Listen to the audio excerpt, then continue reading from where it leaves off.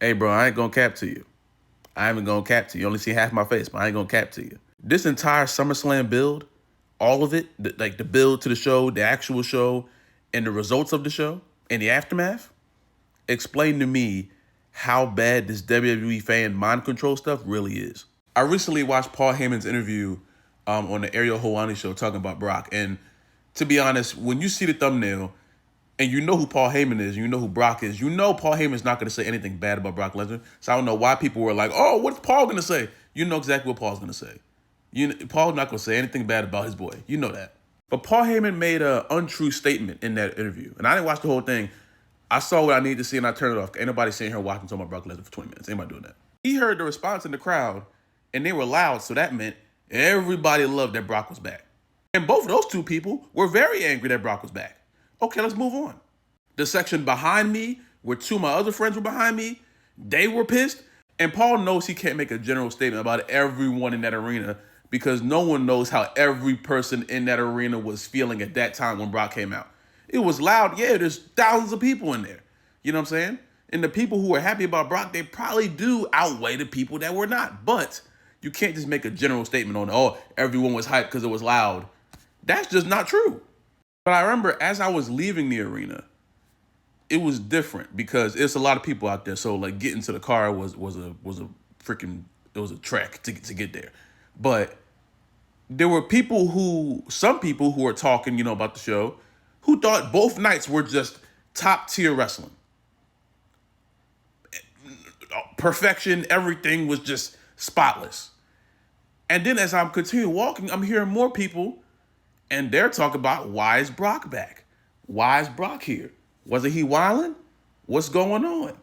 So now I'm in the middle of this group of people who, like, behind me, they think we just saw the best thing since the damn Rock and Steve Austin, and people in front of me and like around me who have no idea why this is happening at all, and it just ruined their entire weekend. But this is why this company is never going to fall, because there's such a huge group of people who love everything. They always outweigh the people who are like, what the hell? You know what I'm saying? That's why they do things that a lot of people are like, why would you do something like that?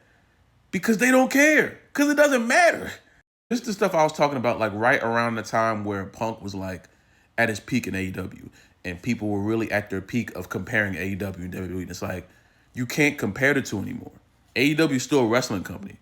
WWE is showing you that they are now a TV channel.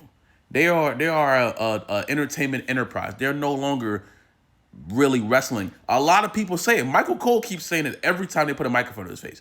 He keeps just telling you, nah, this ain't wrestling no more. We just out here doing shit. They keep telling you what it is, Which is now willing to do whatever he has to do to keep the company in talk, whether the talk is good or bad. You know what I'm saying? Whether that means twerking for Trump, drop down and get your eagle on, girl.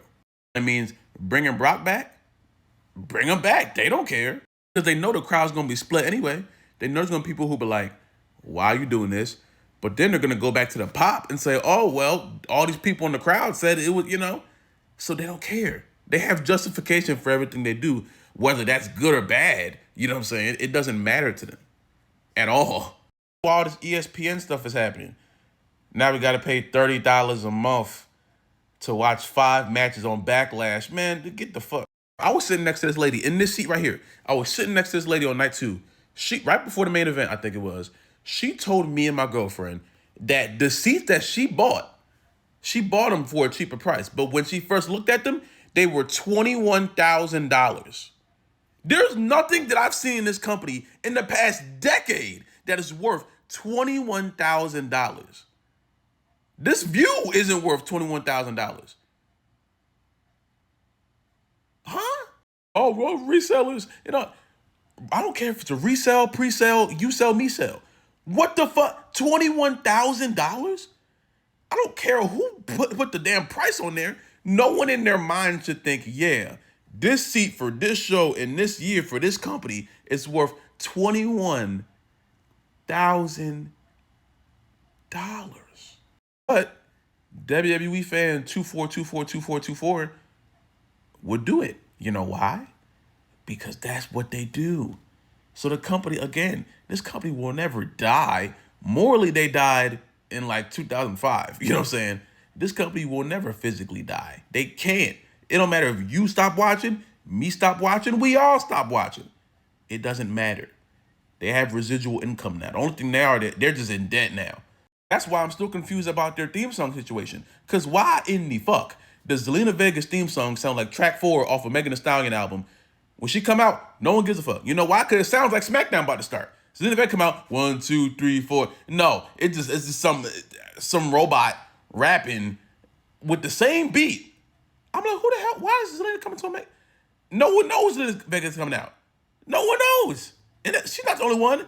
Julia has the same problem. Fucking Candice LeRae has the same problem. Some of the men have the same problem. When they come out, Andrade barely gets a reaction. Ray Phoenix, kinda, because his font looks like pencil. So they're like, oh shit, it's pencil. No, it's not.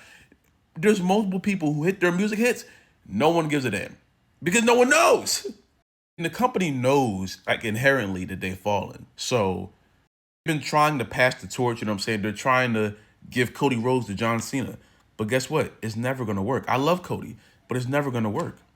They keep trying to recreate certain things that happened in the Ruthless Aggression era and Attitude era, and they're trying to find their way back. It's gone. It's been dead for years now.